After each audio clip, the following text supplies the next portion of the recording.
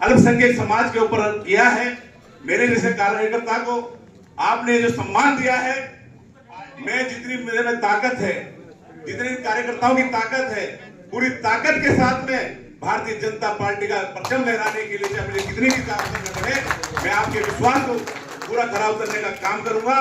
क्योंकि मुझे विश्वास नहीं हो रहा था जब मेरी घोषणा हुई थी, उस समय में देश में नहीं था, मैं बाहर गया हुआ था, लेकिन मेरे पीछे से मुझ पर जो विश्वास माननीय अध्यक्ष जी ने भी जताया, क्योंकि लोग काफी प्रचार भी करते हैं, प्रसार भी करते हैं और नेताओं के आगे पीछे भी घूमते हैं, लेकिन मेरा जैसा साधारण कार्यकर्ता जहां यहाँ पर नहीं होते हुए भी उसको प्रदेश अध्यक्ष का दायित्व तो आपने मुझे पीछे से दिया है, क्योंकि भाई साहब इतना बड़ा ऋण मेरे ऊपर आपने किया है। तो इस पार्टी के लिए अगर मेरे एक एक कतरे की भी जरूरत पड़ेगी, अगर मेरे एक एक खून के लहू की भी जरूरत पड़ेगी, तो इस पार्टी के लिए मैं देने के लिए तैयार हूँ।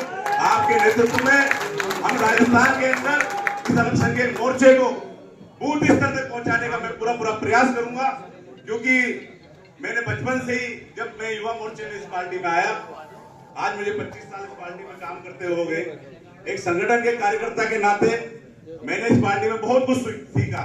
मुझसे पहले जो अध्यक्ष थे भाई डॉक्टर मजीद कमांडो साहब, इनसे मैंने डिसिप्लिन सीखा, और उसके बाद में जो अध्यक्ष रहे सादिक साहब, इनसे मैंने आंदोलन करना सीखा कि राजस्थान के अंदर आंदोलन की राजनीति कैसे की जाती है।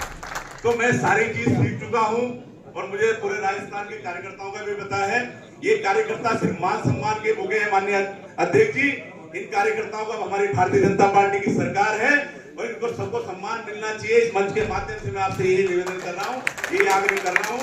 और मैं आज ये इस प्रांगण में जो हमारे मीडिया के बंधु यहाँ पर आए हैं, क्योंकि आज जो मेरे को मुकाम हासिल है उसमें हमारे चौथे स्तंभ का भी बहुत बड़ा योगदान है।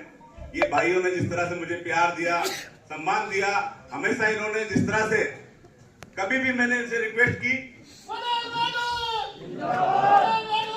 तो इन्होंने हमेशा मेरे जैसे कार्यकर्ता को आगे बढ़ाने का काम किया।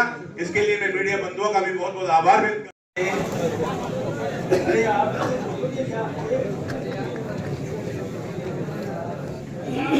हमारी पार्टी के क्या करूं बताओ, हमारी पार्टी के राष्ट्रीय अध्यक्ष अल्पसंख्यक मोर्चा सम्माननीय जमाल सिद्दीकी साहब, अरे भाई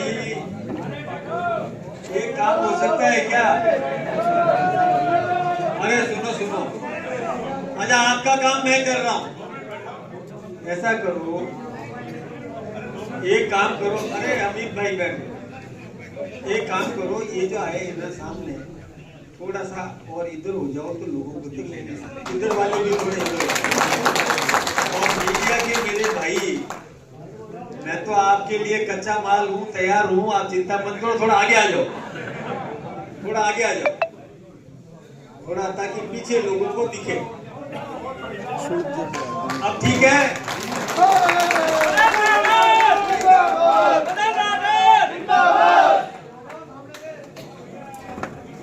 हमारी पार्टी के अल्पसंख्यक मोर्चे के राष्ट्रीय अध्यक्ष आदरणीय जमाल सिद्दीकी साहब,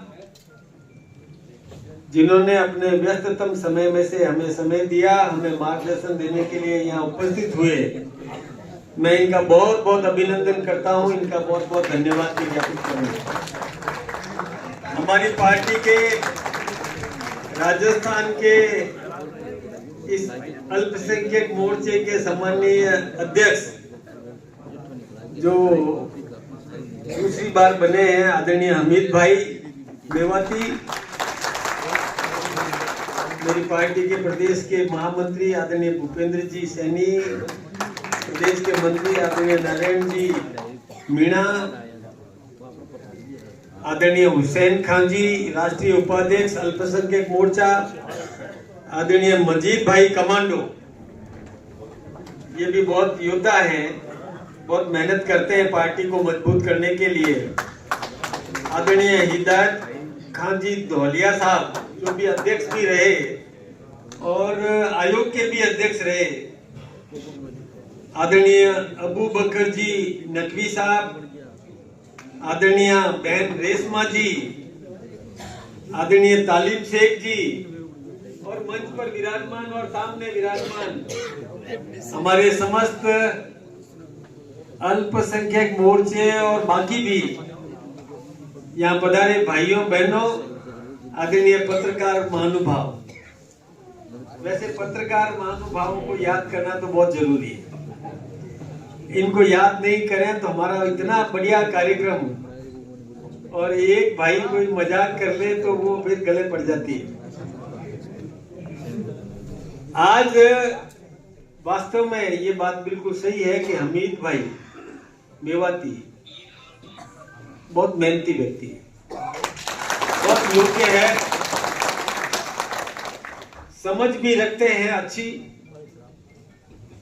काम करना भी आता है, संगठन के लिए सेवा की भावना से राजनीति के अंदर है।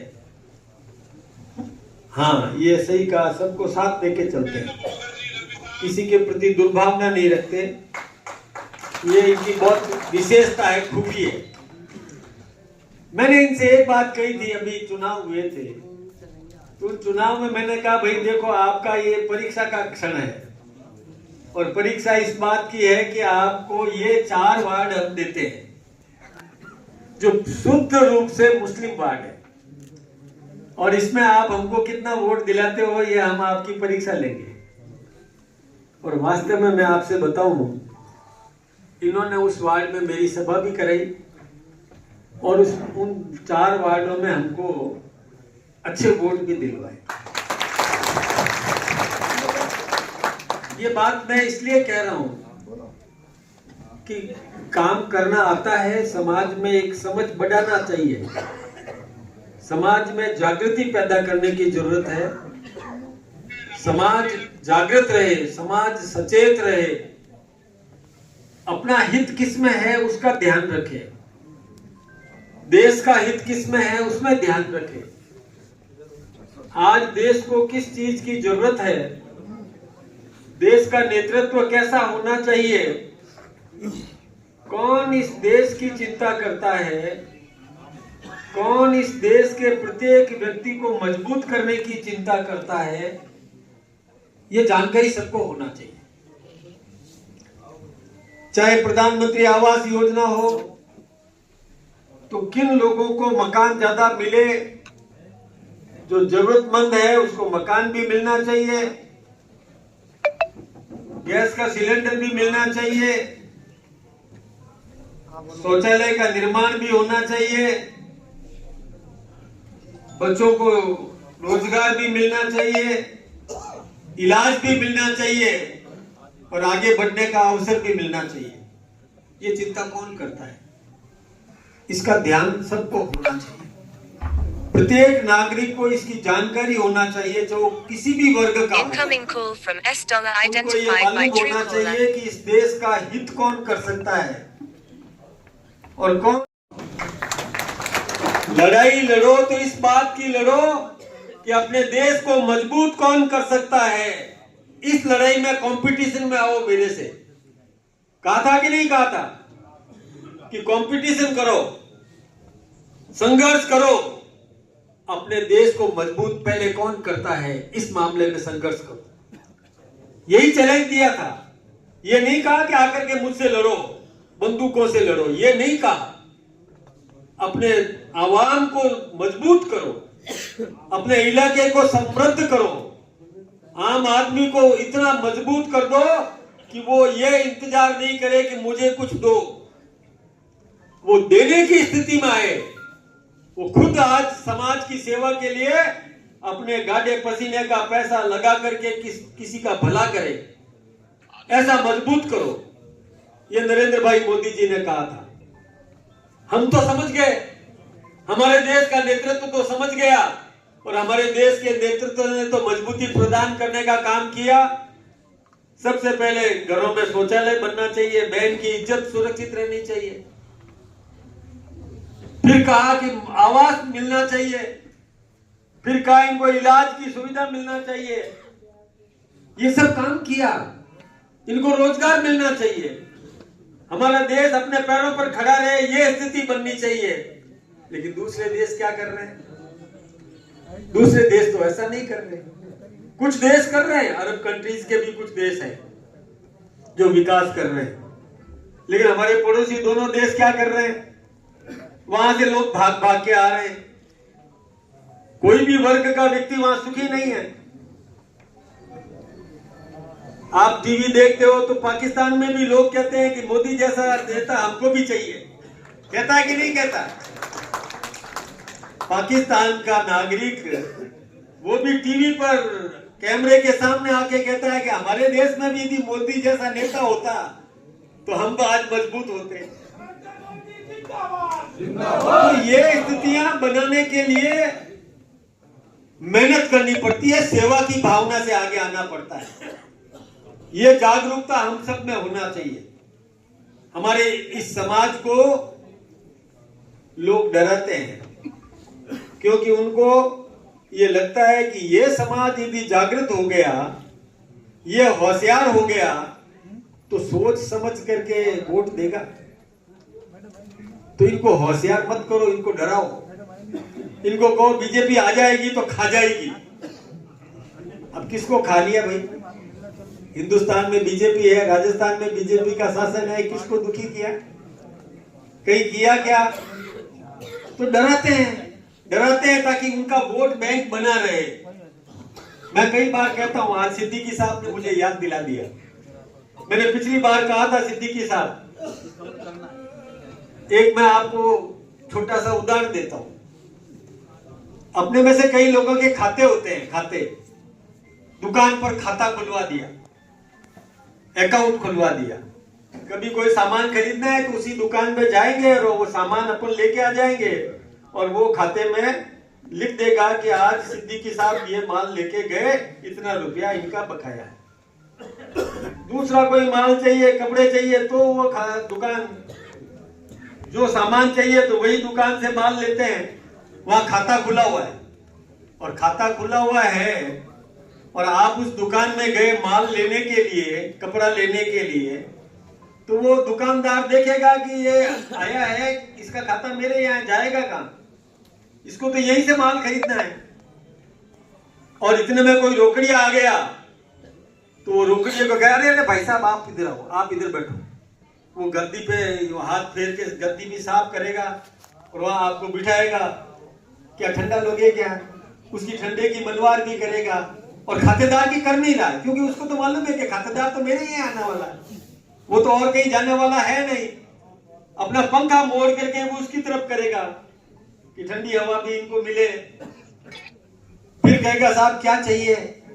वो बताएगा कि मुझे सूट खरीदना है, तो बढ़िया से बढ़िया लाएगा दुकान में से, अंदर से, और कम भाव लगाएगा, क्योंकि ज्यादा भाव लगाए तो वो दूसरी दुकान चला जाएगा, क्यों? वो तो रोकड़िया है और खातेदार की वो चिंता ही नहीं कर रहा है, और रोकड़िया की पहले चिंता कर रहा है।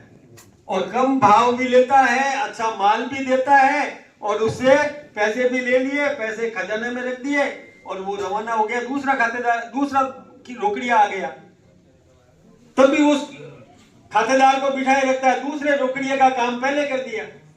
तीसरा रोकड़िया आ गया, उसका काम पहले कर दिया, खातेदार को बिठाए रखा, और सारे रोकड़िए चले गए। उसके बाद खातेदार को पूछता है, तुझे क्या चाहिए? आ इधर। बिठाया, अरे कि मुझे भी ये साड़ी खरीदनी है। तो साड़ी खरीदनी तो सबसे पुरानी दुकान में पड़ी है, कोई खरीद ही नहीं रहा है। वो लाकर के कहेगा, देख ये कितनी बढ़िया साड़ी है, तेरे लिए रखी है, और उसके पैसे भी ज्यादा लेगा, क्योंकि ये तो खातेदार है, जाएगा कहाँ? इसको तो यहीं से माल लेना है। तो कमाई भी पूरी अच्छी कर लेगा, माल भी पुराना निकाल के दे देगा, और आप तो खातेदार हो तो खाते में से तो वहीं से माल लेना है। आपके नामे लिख दिए, पैसा तो देना ही पड़ता है, चाहे बाद में दो या पहले दो। इसलिए मेरा ये कहना है कि रोकड़िया बनो, रोकड़िया बनो। यदि काम नहीं करे तो दूसरी दुकान तैयार है, और वहां भी नहीं मिले तो तीसरी जगह जाओ, रोकड़िया बनो, ठगाई करे उस दुकान को तिलांजलि दे दो। और तिलांजलि दोगे तो क्या होगा मैं बताऊं? यदि आप रोकड़िया बन गए तो हम भी गर्ज करेंगे, नहीं तो हमको तो पता है ये तो हमको पूछते ही नहीं है। इस गली में जाने से क्या फायदा, इस गली में तो कोई मतलब ही नहीं है, ये तो हमको वोट देते ही नहीं है। क्या रहेगा बताओ? और वो इसलिए नहीं करेंगे कि ये तो हमारे यहाँ जाएंगे कहां, ये तो अपने आप वोट दे देंगे हमको, इनकी गरज करने की जरूरत कहां है? तो मैं गरज नहीं करूं क्योंकि मुझे आप आशीर्वाद देते नहीं हो, और मेरा वो जो जिसके यहाँ खाता है आपका, वो इसलिए गरज नहीं करेगा कि वो जाएगा कहां, ये तो मेरे को अपने आप ही देने वाला। इसलिए रोकड़िया बनो, एक बार डराओ तो सही, अरे डरा के देखो तो सही। डराओगे तो वो भी समझ जाएगा, कांग्रेसी भी करे भाई इनकी सेवा नहीं की तो ये अगली बार उधर चले जाएंगे। हाँ, चेंज कर दो, बिल्कुल चेंज कर दो। और हम भी सोचेंगे कि भाई हम अधिक सेवा करेंगे, हम भी इनकी गरज करेंगे, हम भी इनको पूछेंगे, हम भी इनके सुख दुख का ध्यान रखेंगे, तो ये हमको आशीर्वाद दे सकते हैं। तो फर्क आएगा कि नहीं आएगा?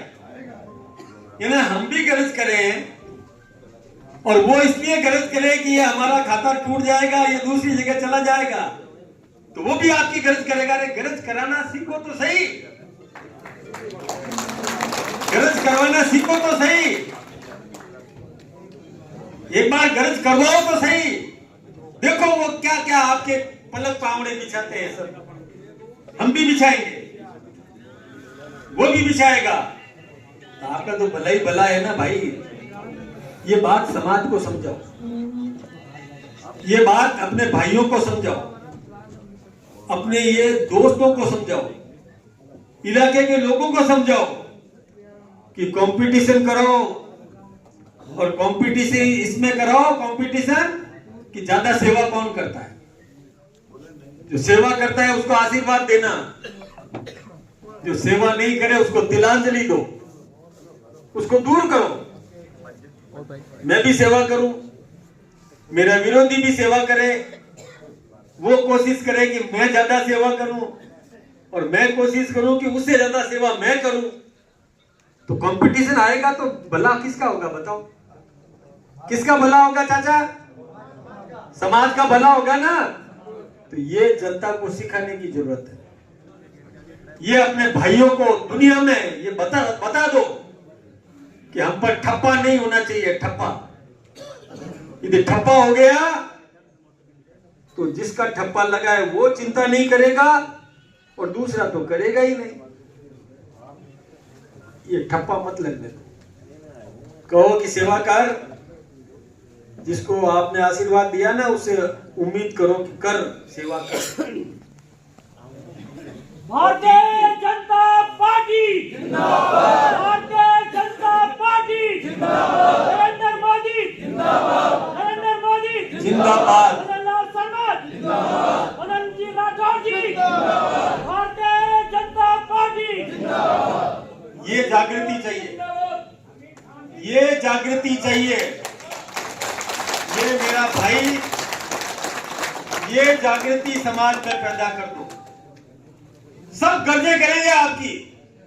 मैंने बोला ना कि 2500 राजनीतिक पार्टियां हैं, वो सब आपकी गर्ज नहीं करे तो देख लेना। करने दो ना गर्ज, आने दो। और आपका हाथ में है ये तो आपके हाथ में है, कोई छीन नहीं सकता। आज मैं झूठ बोलूं तो एक बार ले लूंगा, दूसरी बार क्या है फिर आजा। ये तो हर बार आना ही पड़ेगा ना। कभी म्यूनिसिपैलिटी में आना पड़ेगा, कभी पंचायत में आना पड़ेगा, कभी विधानसभा में आना पड़ेगा, कभी लोकसभा में आना पड़ेगा। धोखेबाज ज्यादा चलता नहीं है।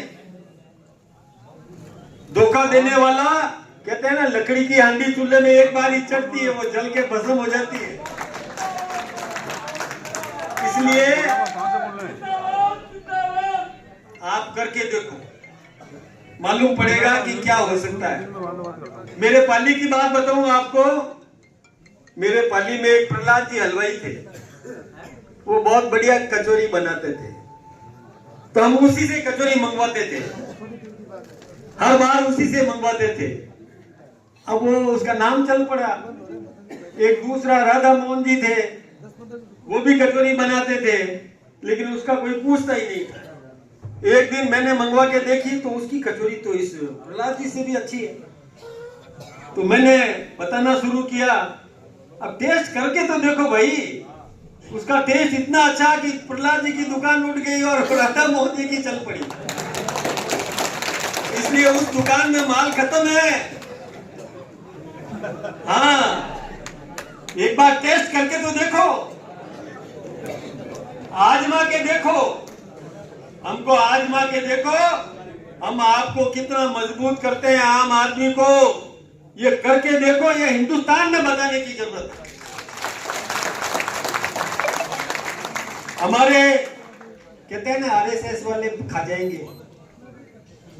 आरएसएस के सर्वे सर्वा सबसे बड़े मोहन भागवत जी, आदरणीय मोहन भागवत जी, उन्होंने क्या कहा कि किसी की पूजा पद्धति कोई भी हो, कोई मंदिर में जाके आरती करे या कोई मस्जिद में जाके नमाज पढ़े, कोई गिरजाघर में जाकर के सजदा करे, हमको कोई आपत्ति नहीं है, लेकिन चाहिए क्या? राष्ट्रभक्ति, इस देश के प्रति आत्मीयता का भाव। ये देश मेरा है, ये भाव चाहिए। वो हमारा आदर्श व्यक्ति है, वो हमारे लिए प्रेरणादायी है, हम उसकी पूजा करते हैं। नरेंद्र भाई मोदी जी ने भी तो कहा कि नेशन फर्स्ट, पार्टी बाद में, पहले राष्ट्र। अभी देश सही रहा तो हम सब सुखी रहेंगे। तो ये बात मैंने आप सबसे निवेदन किया, और मुझे ऐसा लगता है कि हमारे ये जितने भी भाई आए हैं ये इस विषय को समझ गए। आपने विषय को समझा है, बीच में से आवाज आई है, तो आपने विषय को समझा है। ये विषय अपने समस्त समाज को समझाने की जरूरत है कि जो सेवा करे उसको आशीर्वाद दो, और जो सेवा नहीं करे उसका कान मरोड़ो। अपने आप सुधार आ जाएगा, वो भी सेवा करना सीख जाएगा। ये ध्यान रखने की जरूरत है। मैंने कुछ ज्यादा समय ले लिया हो तो मुझे माफ करना, लेकिन अभी सिद्दीकी साहब बोलेंगे, उनको सुनना।